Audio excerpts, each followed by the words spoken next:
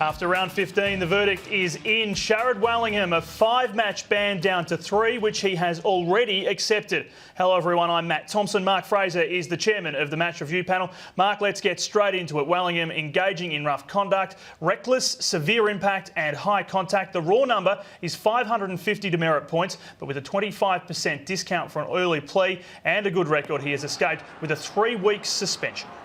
Yeah, as you can see here, the ball is kicked to Wallingham by Swan, but Simpson comes in and then Wallingham has his eyes on the ball till the very last minute, and with that last step then jumps up, makes forceful high contact. The action's reckless, but we weren't satisfied that it was intentional in nature and that he wasn't trying to commit a reportable offence, but obviously did. The contact was severe due to the medical report we received and also, as you can see from the vision.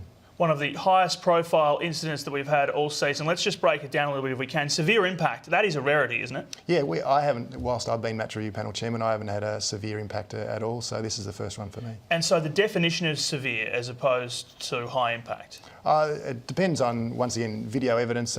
Last week we had a high impact when a jaw was broken by Cramery, but he continued playing the game, so we still had the high impact there. Here you can see that there was concussion involved, the player was knocked out and there was also a broken jaw. Okay, so reckless, not intentional, I guess, is the other question. That was the other key decision that you had to make today.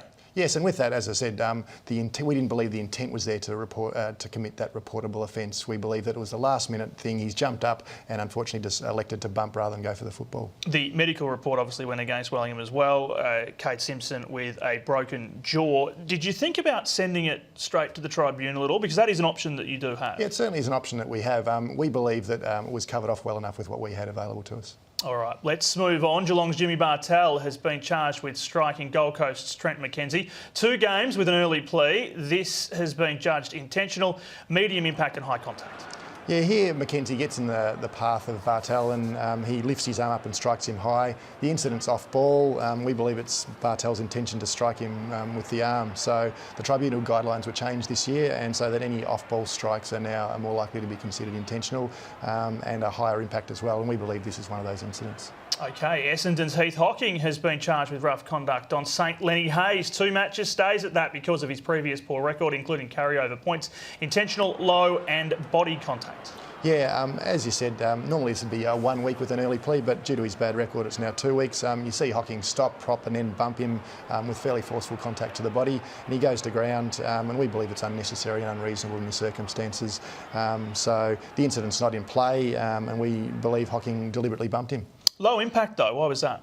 He got up and was seen to by the trainers, but then was going to stay on the field. The medical came back that he was actually coming off for a rotation, so we believe that it was low impact due to that. All right, Luke Shuey from the Eagles, a 2-match striking ban, has to stay at 2 weeks even with the plea because of his record, intentional, low impact and groin contact here, which sits at the same level as the high category.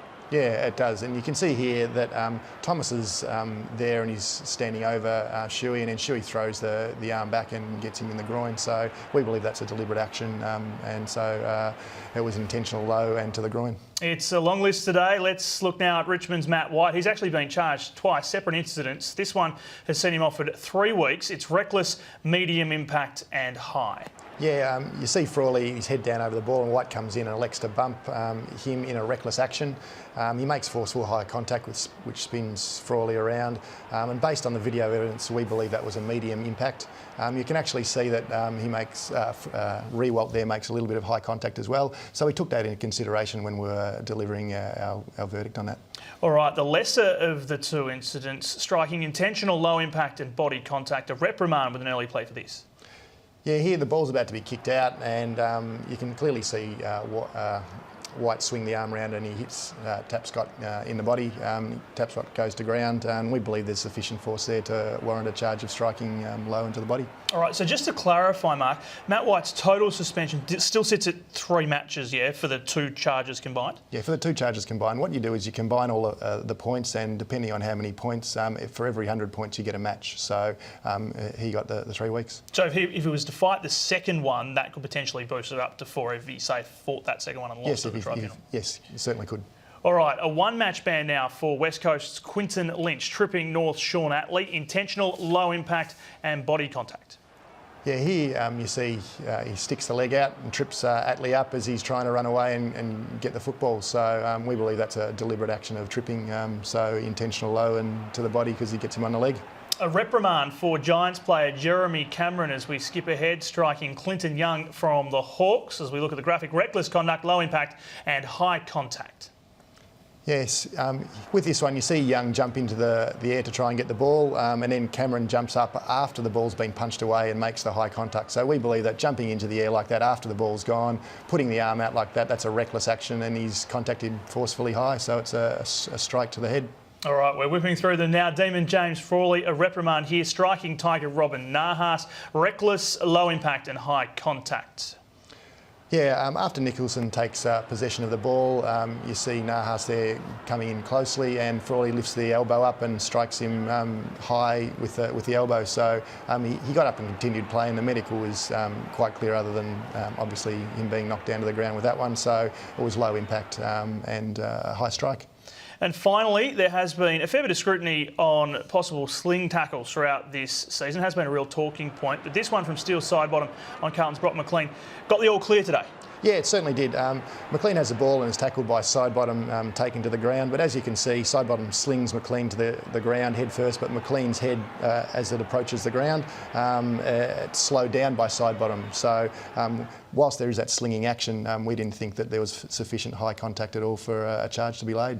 Thank you, Mark. It has been one of the busier days for the match review panel, hasn't it? It certainly has been a busy day. Appreciate your time. Mark Fraser, the chairman of the MRP. Well, that is the verdict for this week. The players cited have until 11 o'clock Tuesday morning to decide if they want to challenge their charges at the tribunal. But of course, Sharad Wallingham has already accepted his 3-week ban. You'll find a full report on all the incidents here online from all of us at afl.com.au. Thank you for watching. We'll see you soon.